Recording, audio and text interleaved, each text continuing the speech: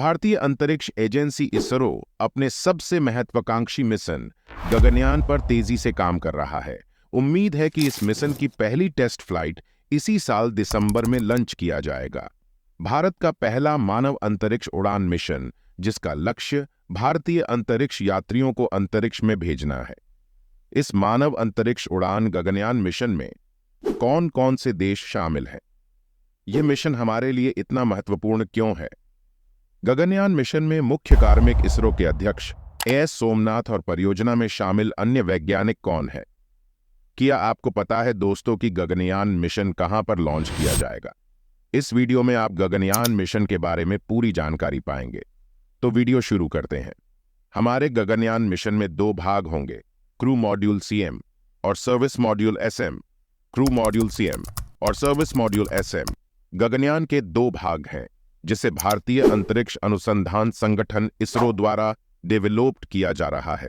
आखिर सीएम और एसएम का मतलब क्या है?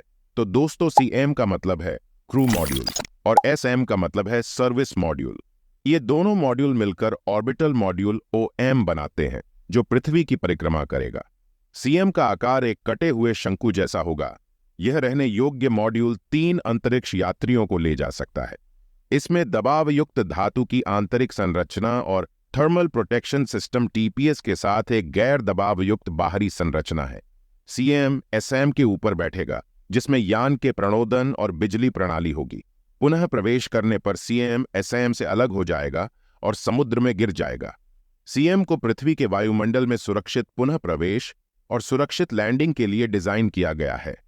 गगनयान का प्रक्षेपण एसएम से होगा।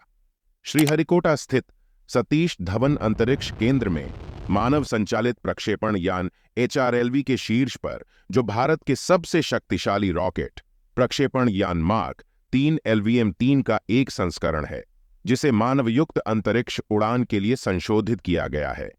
एचआरएलवी का मतलब है मानव रेटेड प्रक्षेपण यान। यह भारत के सबसे शक्तिशाली rocket launch vehicle mark 3 LVM-3 का संशोधित संस्करण है। एचआरएलवी का उपयोग श्रीहरिकोटा के सतीश धवन अंतरिक्ष केंद्र से अंतरिक्ष यान को लॉन्च करने के लिए किया जाता है। गगनयान मिशन में भारतीय अंतरिक्ष अनुसंधान संगठन मिशन के पीछे प्राथमिक संगठन कौन है? भारतीय अंतरिक्ष अनुसंधान संगठन इसरो गगनयान मिशन के पीछे मुख्य संगठन है। यह मिशन इसरो अनुसंधान प्रयोगशालाओं, भारतीय शिक्षाविदों और उद्योगों के बीच सहयोग का परिणाम है। गगनयान मिशन में मुख्य कार्मिक इसरो के अध्यक्ष एस सोमनाथ और परियोजना में शामिल अन्य वैज्ञानिक कौन है? गगनयान मिशन का नेतृत्व भारतीय अंतरिक्ष अनुसंधान संगठन इसरो के पूर्व निदेशक VR ललितांबिका करेंगे। मानव अंतरिक्ष उड़ान इसरो के अध्यक्ष एस सोमनाथ और विक्रम साराभाई अंतरिक्ष केंद्र के निदेशक एस उन्नीकृष्णन नायर के साथ काम करेंगे। गगनयान मिशन के लिए अंतरिक्ष यात्रियों का चयन कैसे किया जाता है? अधिकारियों के अनुसार शॉर्टलिस्ट किए गए अधिकारियों को वायुसेना के पायलटों के एक समूह से चुना जाता है और शॉर्टलिस्ट किए जाने से पहले उन्हें कठोर शारीरिक और मनोवैज्ञानिक मूल्यांकन प्रक्रिया से गुजरना पड़ता है। गगनयान मिशन के अंतरिक्ष यात्री के लिए चुने गए चालक दल के सदस्य कौन कौन है?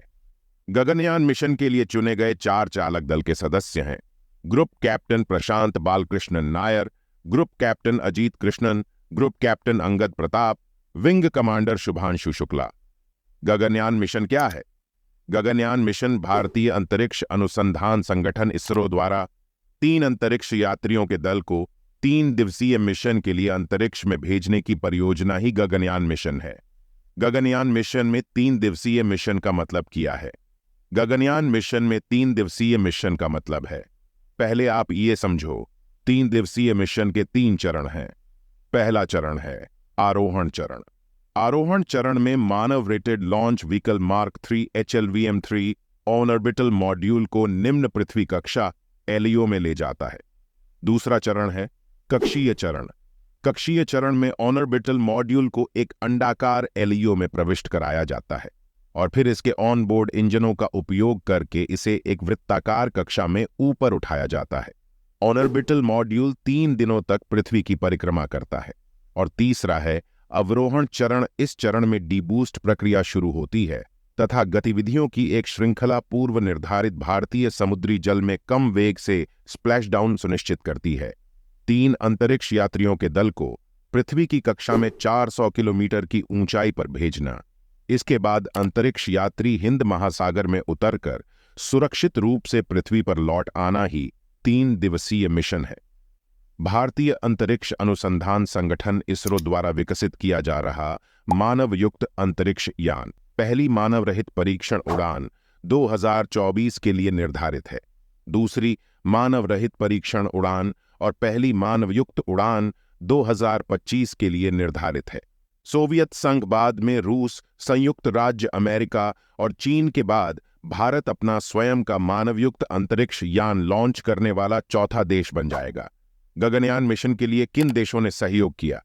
भारत और फ्रांस की अंतरिक्ष एजेंसियों ने भारत के पहले मानव अंतरिक्ष मिशन गगनयान के सहयोग के लिए एक समझौते पर हस्ताक्षर किए।